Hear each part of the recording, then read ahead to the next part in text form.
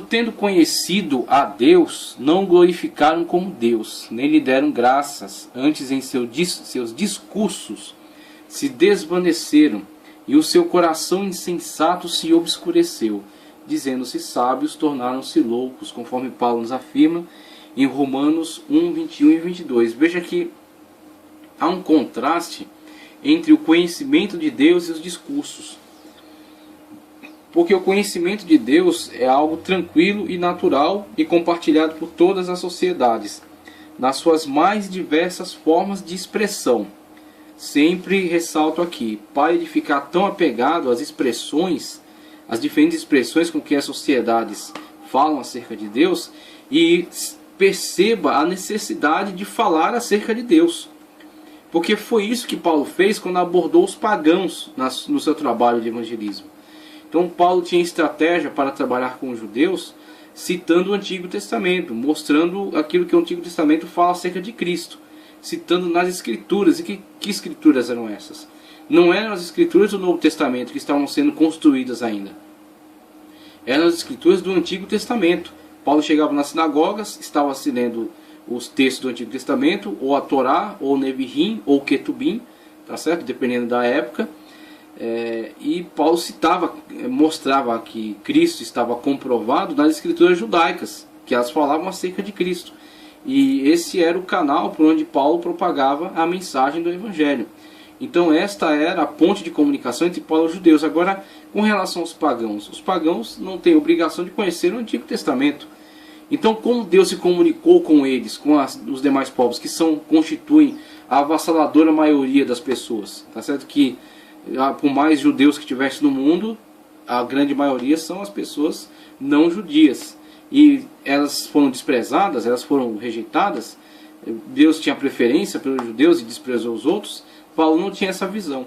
Tanto que Paulo, ao abordar essas pessoas, falava-lhes dentro do livro revelado chamado Natureza. Paulo pregava, interagia com essas pessoas falando acerca da criação, acerca das bênçãos de Deus através da chuva, através da bonança, da fartura, da saúde, dos alimentos. Paulo interagia através do sol, da primavera. Paulo interagia mostrando que Deus se comunica com as pessoas através da natureza. Então, como nós vemos aí na passagem, porquanto tendo conhecimento de Deus, ele já parte da ideia que existe o conhecimento de Deus. Pode não ser um conhecimento perfeito, pode não ser um conhecimento definitivo, pode ser até um conhecimento distorcido, um conhecimento que se misturou com diversas problemáticas particulares dos homens, que refletem, que projetam em Deus essas suas características, como se Deus tivesse os problemas do homem, Deus fosse preguiçoso, Deus fosse enganoso, Deus fosse cobiçoso, como se Deus tivesse essas problemáticas das características das sociedades. Então eles projetam em Deus as suas próprias características. Mas uma coisa eles têm conhecimento de Deus. Eles sabem que existe Deus, existe um ser sobrenatural que está por trás de toda essa magnífica criação. Então ele parte desse pressuposto. Conhecimento de Deus tinham, mas não glorificaram como Deus. Não honraram na qualidade de Deus, nem lhe deram graças. Aí ele fala dos discursos. Antes, em seus discursos se desvaneceram. O discurso é uma construção artificial. O discurso é um parecer do homem que não necessariamente está ligado à sua verdade, mas é produzido a partir da inteligência humana.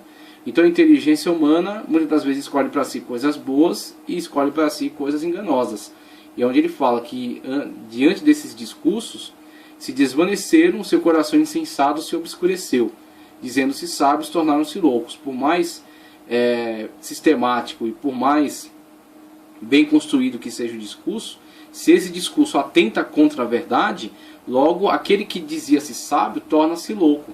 Aquele que dizia-se esclarecido torna-se obscurecido.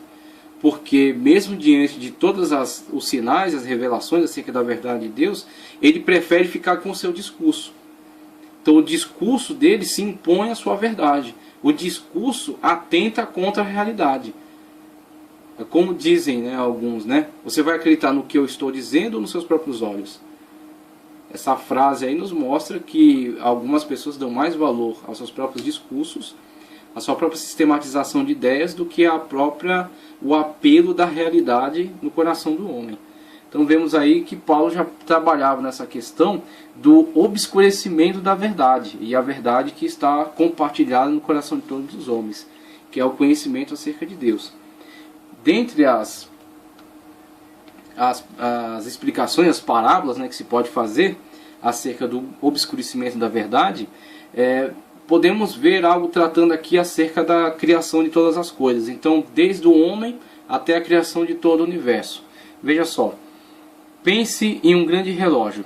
Imagine a complexidade de seus mecanismos, quantas rodas e catracas têm que girar sincronizadamente, molas têm que estar estiradas e comprimidas, alavancas têm que mover outros mecanismos, e sempre com a pressão e a velocidade corretas, sem contar as diferentes velocidades que são aplicadas aos diferentes ponteiros.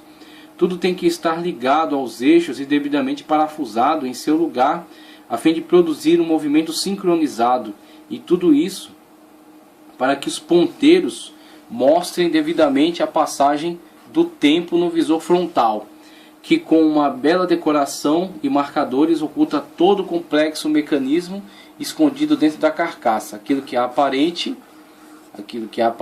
tá certo? E aquilo que não é aparente, mas que é real. Aqui é o que os olhos estão vendo, tá certo? Aqui é a realidade por trás daquilo que os olhos podem ver.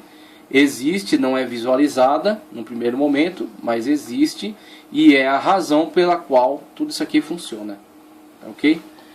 Não se iluda com aquilo que tem sido colocado diante de seus olhos. O universo é bem maior do que aquilo que nossos olhos podem alcançar.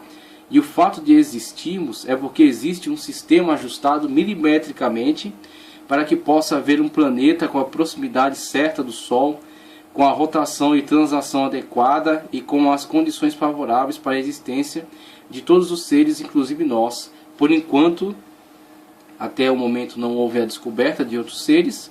Também não estou muito preocupado se vai haver ou não, tá ok? A NASA está empreendendo pesquisas e não há problema nenhum se mais à frente for nos dito que há seres unicelulares, há micróbios, há outros seres.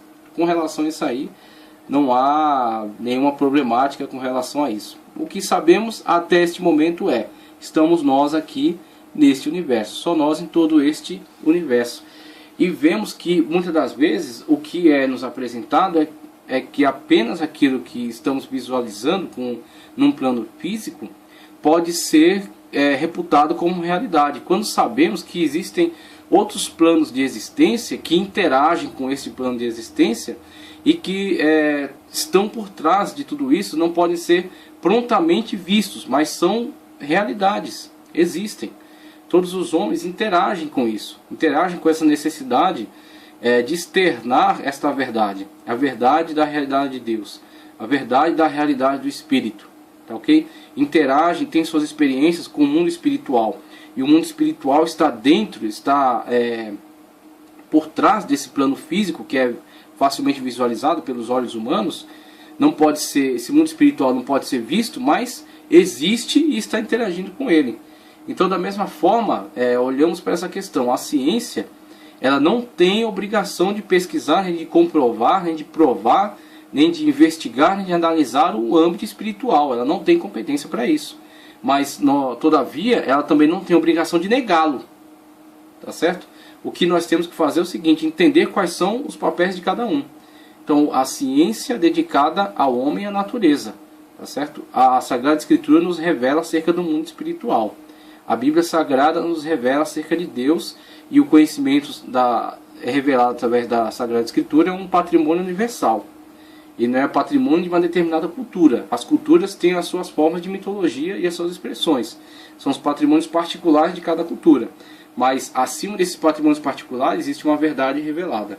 Essa verdade revelada é patrimônio universal da humanidade, a Bíblia Sagrada. Temos aí toda a construção magnífica do universo, o ato criador de Deus, tá ok? A inteligência por trás de toda essa criação. O universo, tá certo? Numa visão mais ampla, os sistemas planetários, tá ok? no caso nosso sistema planetário, né?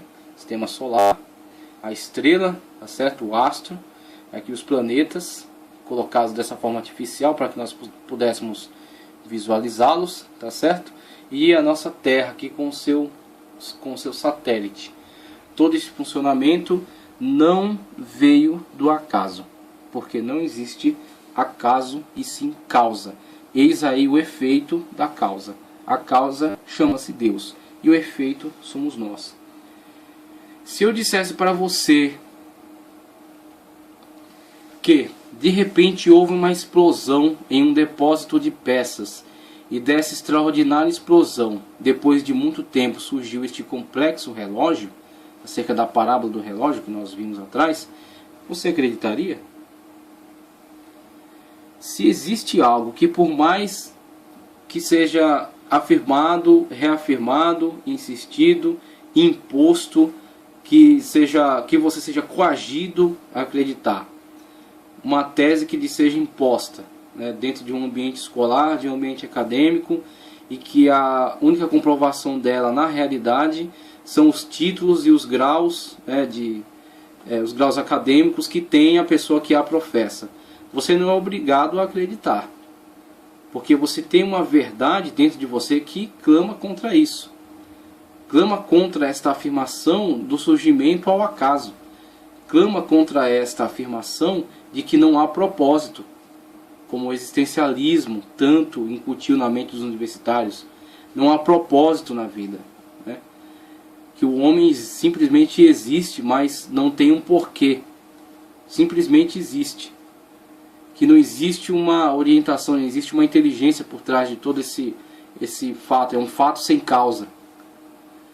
Você não é obrigado a acreditar, por mais que seja uma das teses, seja apresentada, tem o direito de apresentá-la, mas você não é obrigado a aceitar, tá ok? Você tem dentro de si esta voz, você tem dentro de si, como todos os homens têm nas suas sociedades, esta voz que te diz que isso não é possível.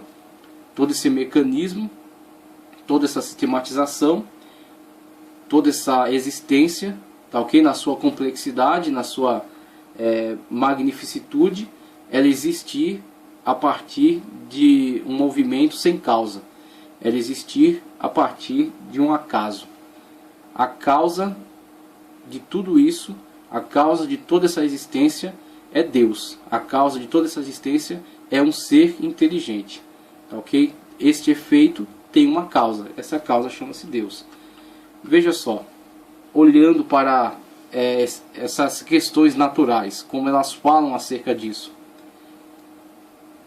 Pois saiba que a célula humana é milhões de vezes mais complexa do que um relógio. Colocamos lá a problemática da complexidade do relógio. Como é que da explosão de uma loja, como é que da explosão de um galpão de peças não poderíamos esperar a constituição de um relógio? Se houvesse uma explosão um galpão de peças, não poderíamos esperar dessa explosão a constituição de um relógio. Da mesma forma que da explosão de uma suposta explosão primordial, não conseguimos entender a constituição desse sistema complexo que veio a existir e no qual nós atualmente existimos. Esse sistema solar, sistema da Terra, tá certo? Todo esse mecanismo complexo no qual nossa existência se desenvolve. Ele não pode ter surgido simplesmente de um movimento desorientado. Ele surgiu de algo causado, ele surgiu de algo orientado. Então, comparativamente, vemos aqui uma coisa que está relacionada, não a essa parábola do relógio, mas relacionada a um plano físico. Pois saiba que a célula humana é milhões de vezes mais complexa do que um relógio e necessita de que seu complexo sistema funcione simultaneamente e milimetricamente para que possa existir. E mesmo assim, alguém quer que você acredite que todo esse sistema perfeito surgiu aleatoriamente. Essa é a proposta. A proposta dessa questão aleatória. Essa questão não dirigida. Aquilo que eles chamam de origem randômica. Origem não dirigida. Origem não orientada. E como é que algo não orientado veio dar em algo tão sistemático e tão complexo?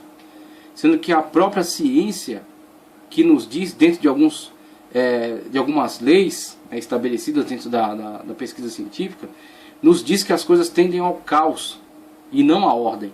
Então, se as coisas são abandonadas a si mesmas, sem uma orientação inteligente, elas tendem ao caos. Se isso vale para algumas coisas, por que não vale para outras? Porque em algumas áreas da ciência existem grupos tentando se impor e que rejeitam teses até dentro da própria ciência, que falam contra elas. Tá certo? Então essa questão do surgimento aleatório, ele não tem como ser crido, não tem como ser aceito, porque ele é contraditório, porque ele é ilógico.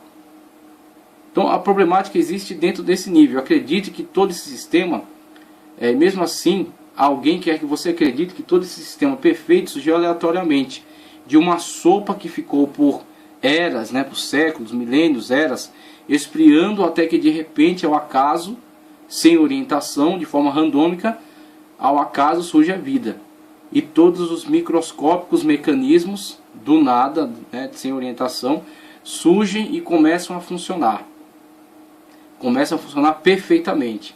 E depois de outros tantos milênios, este ser se transformará na infindável gama de seres que compartilham conosco a vida. Ou seja, a mutação ao excesso, a mutação ao extremo, a partir de um ser que transforma-se numa gama de outros seres. Mutação, ele se muda, ele se transforma, ele sofre aí uma metamorfose, ele se metamorfoseia em outros seres diversos, a partir de um mesmo ser.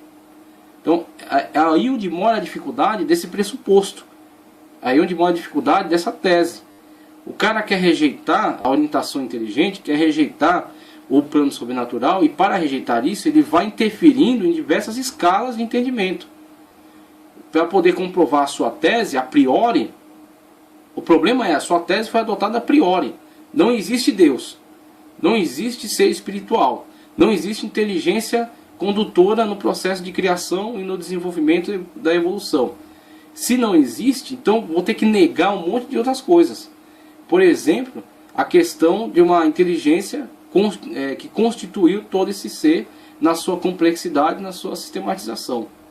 Então essa gama de outros seres surgiu aleatoriamente e foram sofrendo mutações a partir de um mesmo ser. Então veja aí, se transformará na infindável gama de seres que compartilham conosco a vida.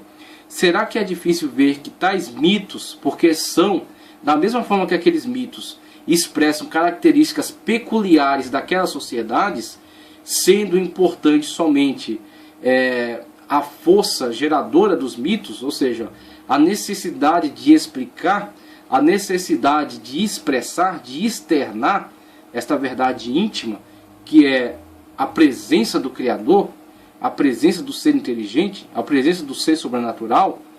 Então a forma de expressão está ligada às particularidades daquela sociedade.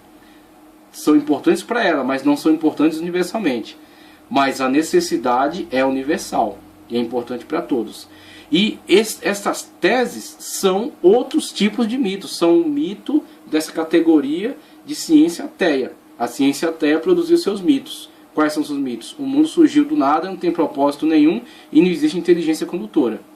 Tá, ok? Então são os mitos deles, a expressão desta classe particular. Agora o problema é, cada sociedade tem seu mito e vive com ele. Este grupo quer impor os seus mitos a todos os demais. Será que é difícil ver que tais mitos foram criados por mentes que detestavam e detestam dar glória a Deus? E para negá-lo submetem até a ciência a ter que desenvolver mitos absurdos tais como esse? Vemos aí simplesmente a constituição de uma célula, tá, ok? Uma célula. Aí membrana celular, ribossomo, núcleo, centríolos, vesícula, tá certo? Retículo endoplasmático, citoplasma, lisossoma, mitocôndria, complexo de Golgi. Veja todos esses pequenos mecanismos aqui que interagem entre si, quando interagem, quando fazem a captação do alimento, o processamento a energia, né, que geram com isso, os sistemas que expelem depois